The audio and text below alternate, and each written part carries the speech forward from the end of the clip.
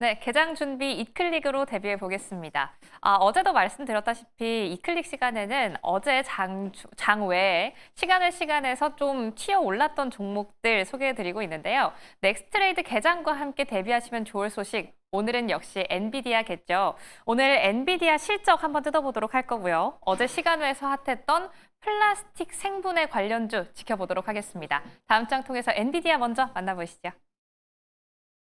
엔비디아 실적 발표 나왔습니다. 5시 20분에 실적 자체가 나왔고 6시부터 7시까지 컨퍼런스 콜이 이어졌는데요. 오늘은 실적 발표 그리고 컨퍼런스 콜에서 좀 주목해 봐야 하는 젠슨왕 CEO의 언급들 체크해 보겠습니다. 우선 차트는 어제 간밤 장중 흐름입니다. 오늘 미국 증시를 좀 간파했던 건 의사록과 엔비디아의 실적이었죠. 의사록을 통해서 금리 동결에 대한 분위기가 좀 커지면서 오늘 전반적으로 뉴욕 증시는 하방 압력을 맞으면서 마무리를 했습니다.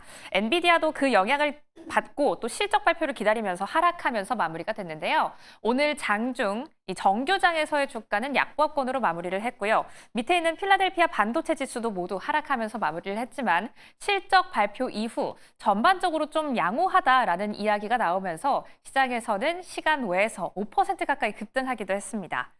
그럼 실적 발표 어떻게 나왔는지 뜯어볼게요. 매출 같은 경우 엔비디아가 내놓았던 가이던스와 시장의 예상치를 모두 뛰어넘었습니다. 441억 달러, 정확히는 440억 6천 달러 정도를 기록했고요. EPS 같은 경우 예상치는 0.93달러, 그리고 실적은 0.96달러로 발표가 됐는데요. 여기서 좀 조정 EPS와 구분해서 보셔야 합니다. H20 칩 수출에 대한 규제 계속해서 언급이 되고 있죠.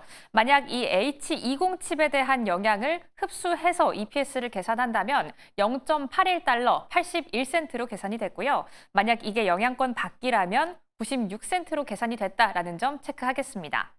오늘 엔비디아의 실적 발표에서 전반적으로 시장 예상치를 하회했던 부분은 이런 조정 EPS와 함께 이 영향을 받아 총 마진율도 시장 예상치를 하회했고요. 이 때문에 영업이익도 예상치를 하회했지만 그럼에도 불구하고 중국 관련 리스크가 남아있음에도 매출 자체가 예상치를 뛰어넘었다라는 점에 시장은 전반적으로 괜찮은 흐름이었다라고 해석하고 있는 것으로 보입니다.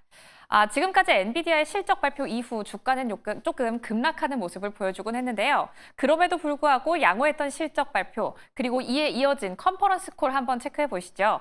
젠슨왕 CEO의 말 한번 체크해 보겠습니다. 우선 블랙웰에 대한 수요는 견고하다라는 점을 좀 드러내고 있는 걸로 보입니다. 블랙웰이 데이터 센터 자체 매출의 70%를 차지한다라는 언급 내놨는데요. 그럼에도 좀 남아있는 우려감, 데이터 센터 매출도 예상치를 약간 하회했다라는 부분입니다. 이 부분 좀 챙겨보시면 좋을 것 같고요. AI 부분에 있어서도 여전히 초기 단계에 있기 때문에 데이터 센터를 조금 의식해서 우리 아직 지금 초창기다라는 언급을 내놓은 것으로 보여지고 있습니다. 또 중국과 관련한 소식 한 가지 체크해 볼까요? 중국 시장, 미국의 반도체 유무 관계없이 발전이 가능하다. 젠슨왕 CEO 중국 참 좋아합니다. 중국을 의식한 발언으로 보이는데요. 하지만 이 밑에 있는 말은 미국 정부를 좀 자극할 수 있지 않나라고 좀 우려감이 커지긴 합니다.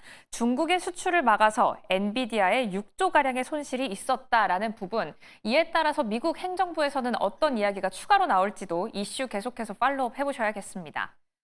어제 반도체주는 이 엔비디아의 실적 발표를 기다리면서 간만에 오르는 모습을 보여줬습니다. 삼성전자와 함께 하이닉스도 오르는 모습을 보여줬는데요.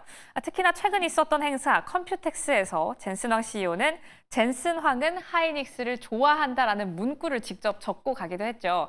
그만큼 오늘 장 초반 하이닉스의 흐름도 기대되고 있습니다. 이렇게 엔비디아 실적 한번 뜯어봤고요. 다음 장 통해서 시간 외 소식 한 가지 더 짚어보시죠. 오늘 반도체주도 물론 주목을 해봐야겠고요. 그 외에 좀 코로나 치료제처럼 테마성으로 우리가 주목해봐야 하는 종목, 바로 생분해 플라스틱입니다. 이제 좀 정책 기반을 만들 것이다라는 이야기가 시간 외에 들려왔는데요.